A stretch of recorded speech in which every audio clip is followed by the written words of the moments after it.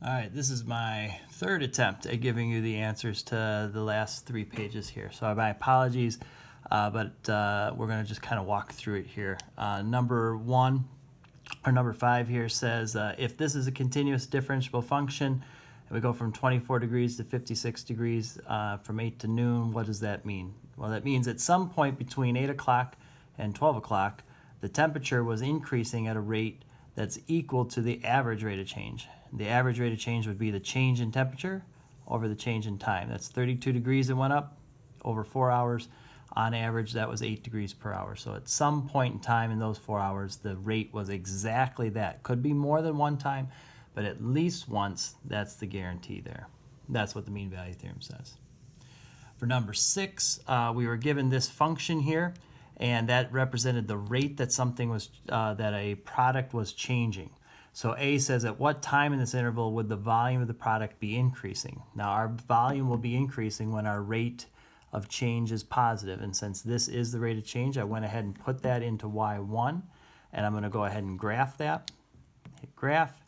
And I'm looking for when this is positive. So you see that it starts off positive until this time here. And then it's positive again here. So then I went ahead and I went to second, calculate 0. And this was between 3 and 4, so I just did left bound 3, right bound 4, enter. And it gave me this time of 3.555.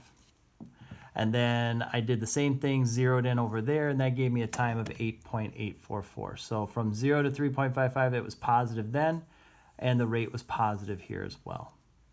B says, when does the volume have a local minimum? So the local minimum will be when our rate switches from negative to positive. This is the rate, and it switched from negative to positive at this 0. That was the second of the zeros we found. So that was 8.88 or 8.844. And when is the minimum rate during this interval of time? So that was, we can see it, it's right there, but to find that, maybe the easiest way to do that would be to graph the derivative. So I went ahead and shut this off, and I turned this one on, and I went to calculate, or I graphed it.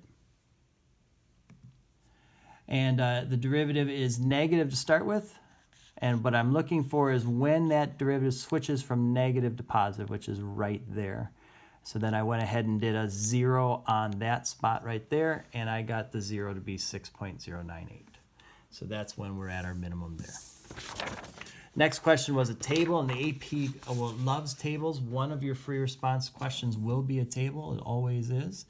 And this is the volume of water in a tank for a given different time. So part A says, what's the average rate of change between 0 and 10? So I took the volume at 10, 3,400, minus the volume at 0. That's how much the volume went up. It took 10 hours to do that. So on average, it was 140 gallons per hour. Approximate V of 4. V of 4, if I had to give an estimate, best estimate would be what's in between these two volumes, and that would have been 2,500 gallons. They don't really ask that very much. What they do ask is the second one. What's an approximation for V prime for? And the best way, reasonable guess for what V prime for would be the rate of change between here. So if you could find the slope between them, that's the best guess as to what the derivative might be at that spot. So I did that, found the rate of change, and I got 200 gallons per hour. We're not saying it is 200 gallons per hour, we're just saying that that's a best guess that we have on that. Okay. For C, if I'm using the mean value theorem between 3 and 8, what does it have to equal? Well, what the derivative has to equal at some point is the average rate of change. So again, we're doing average rate of change here. And we're doing the volume at 8 minus volume of 3, which gave us 140 gallons per hour. So we did average rate of change 3 times here in 3 kind of different contexts. And that's kind of what the AP likes to do, is throw one of those at you and see if you understand. That's what it's saying. Then D says, which of the following must be true? So the derivative is always positive. There's nothing in here that says this is always increasing. Even though we see values that are increasing, we're saying too much if we're saying that it always increases. So that could be true, but doesn't have to be true. The absolute minimum is 2,000. Again, that might be the smallest number we see, but that doesn't mean it's the smallest that it has to be. Unless it says it's strictly increasing, that's saying too much. That could be true. 3 says there's some time between 8 and 10 where the derivative has to equal 200. That's an idea, that's that mean value idea. So you'd want to go to 8 and 10 and see what the average rate of change was. And that was 400 gallons over 2 hours, average rate of 200 gallons per hour. So at some point, we would have to have a derivative of 200 to match that. So 3 has to be true. And 4, the derivative at 5 has to be 140 gallons. Now that might be the best guess. Maybe mean value theorem says some point in that interval it would be, but it's saying too much to say that the derivative has to be that. That could be true, but doesn't have to be. And then that brings us here to our derivative graph. And A says, for what interval is f of x increasing? F of x is going to increase when its derivative is positive. This is the derivative, and this is positive from 4 to 8. What are the critical numbers? Critical numbers are when our derivative are 0 or undefined. Now, it's never undefined here, but the derivative does equal 0 at 4, 8, and 16. Now, we don't typically use endpoints as critical points, but the AP won't nick you if you do. So if you listed it, fine. 4 and 8 have to be there. Now, where does f of x have a relative minimum? We'll have a relative minimum when our derivative switches from negative to positive. All right, this is our derivative, and this switches from negative to positive at 4. 16 doesn't count because we don't know if it actually switched, but 4 definitely does. So at x equal 4, we have a relative minimum.